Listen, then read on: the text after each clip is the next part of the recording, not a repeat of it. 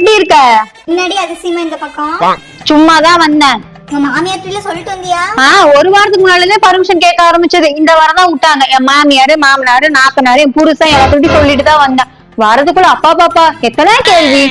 எனக்கு நாத்தனார் கொடுமை இருக்காது, அந்த பொண்ணை கட்டி கொடுத்துட்டாங்கன்னு சொன்னேன். அந்த பொண்ணு எப்ப பார்த்தாலும் வந்தா ஒரு வாரம் 1 மாசம் இங்கதான் இருக்கு. அவங்க வீட்டுல கேட்பாங்களோ இல்லையோ, இதெல்லாம் எங்க மாமியாருக்கு தெரியாது. நான் ஒரு 2 நாள் வீட்டுக்கு போயிட்டு வரேன்னு சொன்னா மட்டும் என் பையன் என்ன பண்ணுவான், நீ இல்லாம சாப்பாடுக்கு என்ன பண்ணுவான், துணி துவைக்க என்ன பண்ணுவான்ட்டு நொயின்ட்டே இருக்காங்கம்மா. அம்மா, அப்பா எனக்கு கல்யாணத்துக்கு ஒரு சீர்வரிசை வாஷிங் மிஷின் கொடுத்தாருல, அது அவரே வந்து எடுத்துட்டு போக சொல்லுங்க.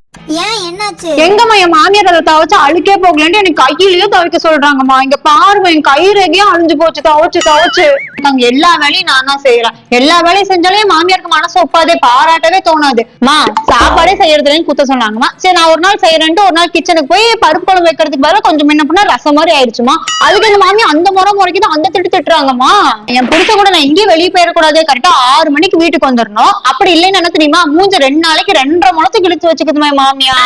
ஒரு நாளைக்கு 1 டம்ளர் டீ குடிச்சா பரவாயில்ல, அங்க ஒரு வேளைக்கு 1 லிட்டர் டீ குடிக்கிறாங்க. அதை பார்த்து எனக்கு வெறுத்துடுச்சுமா.